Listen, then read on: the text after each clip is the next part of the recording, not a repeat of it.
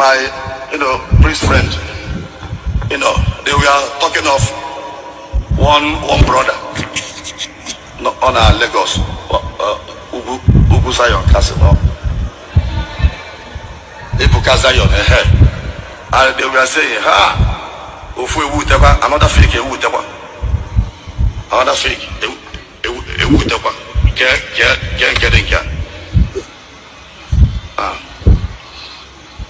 I look at the man. Holy Spirit spoke. I heard something that this man is the John the Baptist. That was what I heard. Now I said to Father, this guy is not fake. He is spirit filled. He's not fake. He is spirit filled. And I can see that he's living a life of the desert.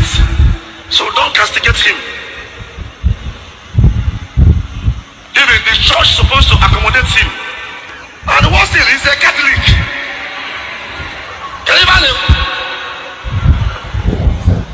Catholic.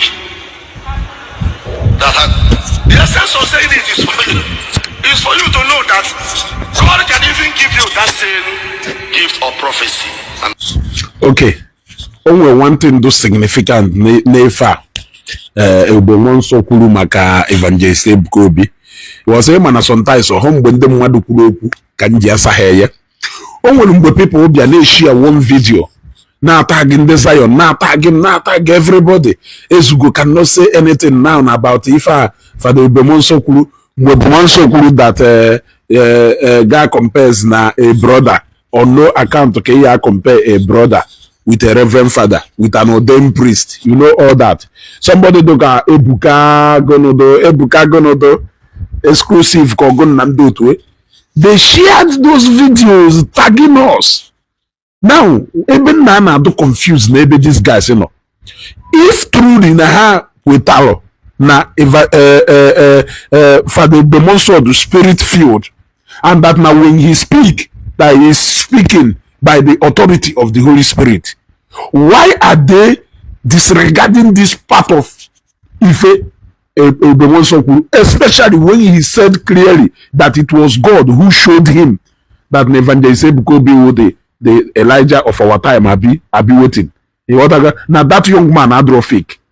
Moreover, remember that no about discussions with his fellow priest. So why must it always be priest? Why some of them the Roman Catholic prestige will do after Evangelist Ebuka Obi as if nafana azo aqua father azo or no will if hana azo white collar azo to the point that they will sit down to discuss the Evangelist Ebuka Obi do fake and all that. You want to go? So Adama doubt if Father Ebube Mounso Kuru about let us agree that Nifo Kuru do right that Neya compare a brother with an ordained priest. Let us agree now. Can you now agree with us with Ifo Kuru by saying that God showed him that Evangelist Ebuka Obi is not fake, that he is real, that he is the David that be Elijah of our time? Yes. Moreover, or crown where by saying he's a Catholic. So why can't you accept him? He can sing God. How will you want us to accept one thing he said and reject the other?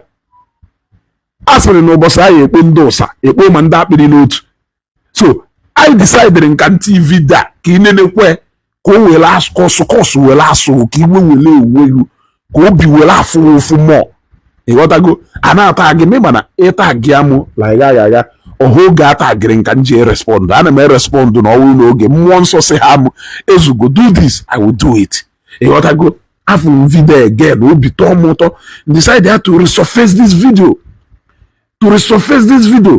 because if truly that you believe in the anointing and the ordination of Father Ebube Mounso, then you should be able to agree with him when he said that na chuku mepeluyanya or that young man is a gift. It's a gift to to the Catholic Church, a special gift to the church. When I say that Evangelist Ebuka Obi Onyamuma God designed for this end time and for these last days, you may not understand what I said because Namablo Onyamuma. Now, Ebube Mounso agwagogie osoho no ofolo ogwara no mozi no chukwu mepelu ya anya o wefu ye. So now all na ina agwa ai ka ifu ebe ọ na-ekwu because na compare father and a brother. If I will enter in this world, you ought to go all those things are all titled man who designed, man who designated that title for themselves. You ought to go God amali if you a reverend father or a brother. If you go do mauno kill mother and the non all if only why you will all if you may appear before God now the last day. Then the judgment will favor you to enter into the kingdom, not your title, not even the denomination of the church you belong. But what it means is that now God man such person now operate under his authority. So share this video. Share because from reason I draw my attention to a compare titles. They are comparing the titles of brother and the reverend father. But here you are, and I go anointing meaning what? That some people bear that title may not even be as anointed and as gifted as Evangelist Ebuka Obi, who is a brother. So compare and contrast. Would you prefer man by virtue of title, man by virtue of just title, to give you that respect, or would you prefer when God himself open somebody's eyes to see what exactly God would deposit in you? So pass mark mad na pass mark ishuku wolofu, because if you share me Ebube Mounso kwuru also no Mounso gbariye on agba by the title and the hierarchy in the church.